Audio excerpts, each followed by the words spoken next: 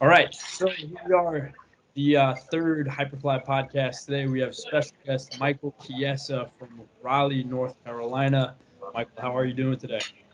Doing really good, man. How are you? I'm great, man. So for people who don't know you, you are a UFC fighter in the welterweight division. You have a big fight coming up this Saturday.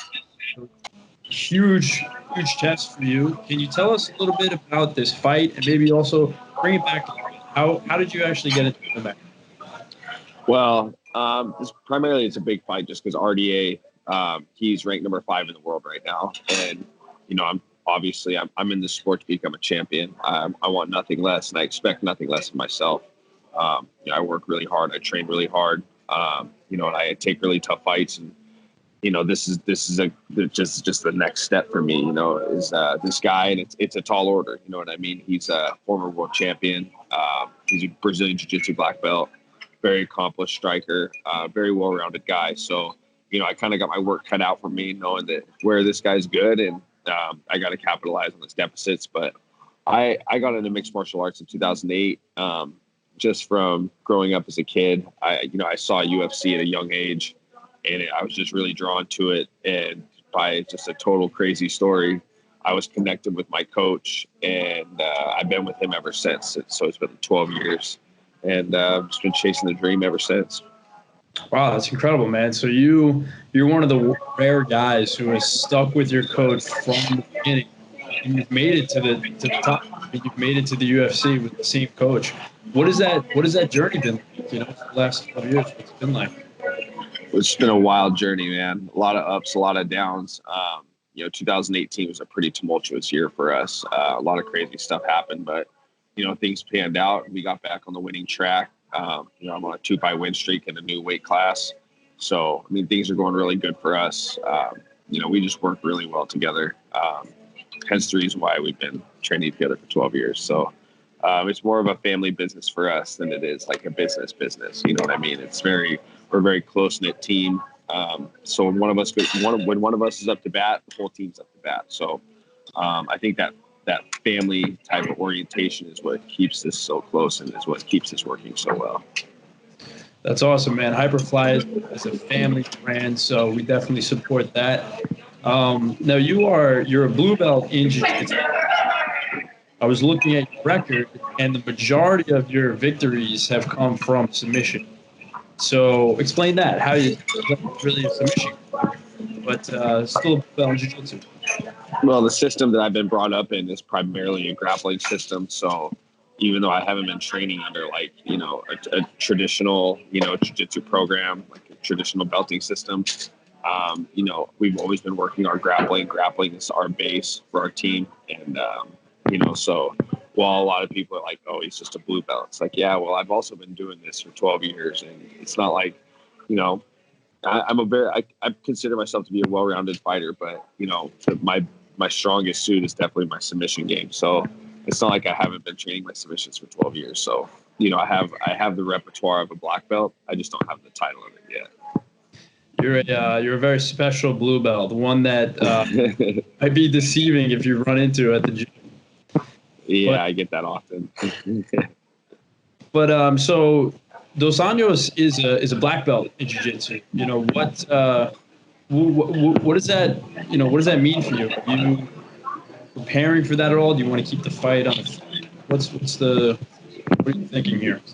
I'm kind of ready to take the fight for wherever the fight takes place. That's what I'm ready for. Somebody having a black belt doesn't really scare me. I've submitted a lot of black belts in the UFC. I've submitted his old teammate Benil Dariush, who's a Humulo Baral black belt. I've submitted Jim Miller, who's a black belt. I've submitted Diego Sanchez, who's a black belt. I've fought a lot of black belts. But the old saying goes, "It also only covers about this much of your butt." So, I'm not. If somebody's a black belt, it really doesn't concern me. I'm still gonna impose my will the same as I would against a white belt. That's awesome, man. That's really cool to hear. We're rooting for you. We're super excited for this. How long have you actually been in the UFC? I've been in the UFC. It'll be 8 years this March, so almost a decade. Wow. So this is just kind of routine for you. Big name, on the other side of the octagon. But this is just another day of work for you. Is that right? Yeah, but you don't want to just look at it as another day of work. You do want to put this event on a pedestal. You want to make it special. You know what I mean? This isn't some run of the mill 9 to 5 job. You know what I mean? When we go out there and this is what we do for a living, I don't ever want it to get some type of comfort with it like it's my job. I always want this to be something special. I always want to put these fights on a pedestal and make them. Every fight's always the biggest fight of my life. You know what I mean? It's never like, oh, I'm going to go punch the clock for the next 15 minutes and hope I get my hand raised. It's like, no, I put a lot of work into this. I want every fight to be just as special as the last one. So I put these things on a really high pedestal. And even though I've been in the UFC for 8 years, I still get the same nerves. I still get the same feelings that I have for every single one of my fights. Is there anything special you've done at this for this camp? What have you been focusing on during this fight camp? I've just been focusing on I've got good momentum with what I've been doing lately, especially these last 2 fights. I got 2 wins. So if it ain't broke, don't fix it. You just want to maintain the same routine, and things are going really good. Obviously, there's like skill-specific things we needed to address, and we did. But me as a whole, as a fighter and as an athlete, we're just keep continuing the same methodology that we have these last 2 fights. Now, I heard that you recently had a chance to go train at the UFC Performance Center in Vegas. What was that like?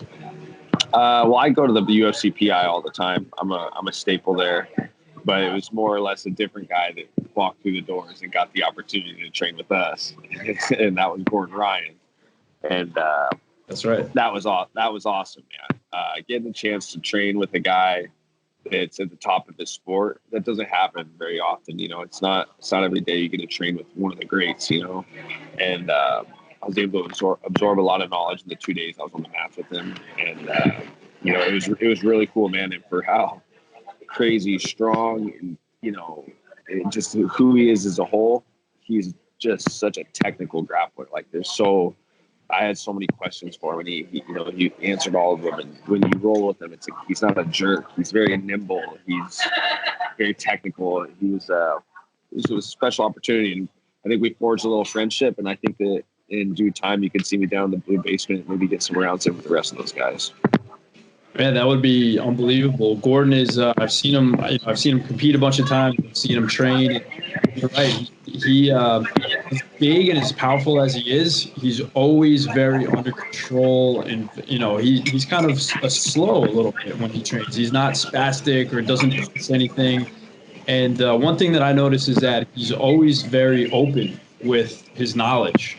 He shares what he knows. Is there anything that comes to mind that he was able to share with you? We just talked about a lot of back control stuff. That's always back control is always that's kind of my strong suit. So I always want a little more tidbits to add to that. And that's not me like revealing something to my opponents. It's like if you go off and watch my fights, whether I win or lose, I always get somebody's back at some point. So. I was able to gain a little more knowledge about, his back control techniques and those types of things. So it was really good.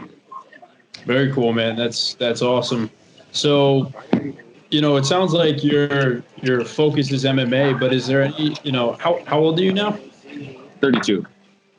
Is there at any point where you might consider going more down the jiu-jitsu path and pursuing?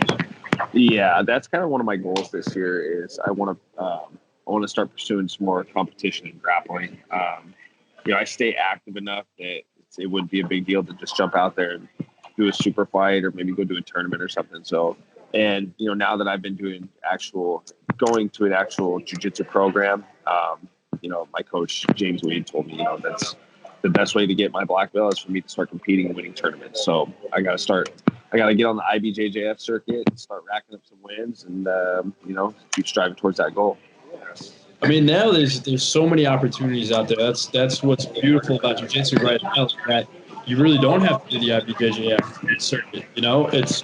That's a great place to test, your skills and things. But Gordon Ryan is a good example. He's a guy who is making a lucrative career by doing jiu-jitsu and not switching into MMA. So, that's great to hear. We love to hear that. What are your goals for MMA in the next couple of years? World championship. That's it. Nothing else. I mean, I've accomplished pretty much everything I could possibly do in the sport except that. You know what I mean? My foray into mixed martial arts has been tumultuous. It's been had a lot of ups, had a lot of downs. I won the Ultimate Fighter. I've won some big fights. I've lost some big fights. And there's only one thing left to do. And that's just win a world title. Easier said than done, but my confidence is at an all-time high. I know I have the tools to become a champion. So just one fight at a time. I just got to keep beating these guys and just keep climbing the ladder. And soon enough, I'll get that 12-pound gold strap around my waist. That's awesome, man. We are certainly rooting for you over here at Hyperfly. Last question for you. You Cant Teach Heart. What does that mean to you? Just means to go when you have nothing left. You know what I mean? It means to just, it's something that you either have inside of you or you don't. And that doesn't mean that you can't find it somewhere. It's about pushing your limits and doing things when you don't think you can and getting up when you don't think you can. And it's always about pushing yourself, in my opinion. You know what I mean? Like, for example, when I went on the Ultimate Fighter, the reality show, I won my first fight to get in the house, and my dad died the next day, and I found out. Keep in mind that this show, I was cooped up for 3 months. I couldn't talk to my family. I couldn't do anything. I wanted nothing more than to go home. But you know what? I fought with my heart. I fought my whole way through that tournament. Did all the things I didn't want to do, and I won. I did it for my family. So there's just some things you can't teach, but just because it can't be taught doesn't mean you can't obtain it. You just have to obtain it by doing things that you just don't think you can do. You know what I mean? Pushing your limits, do or die. Man, that's an incredible story, and thank you for sharing that with us. Yes, sir. Well, good luck. Best of luck to you, man. We're rooting for you. Where can everyone find you if they want to learn out more about you? On ESPN Plus, I'll be the co-main event this Saturday. So just tune in there. And as always, on my social media, all my accounts, it's at MikeMav22. So just check me on social media, watch my fight this Saturday, and be ready for fireworks. Right on, brother. Thank you so much, and good luck again. Yes, sir. Thank you.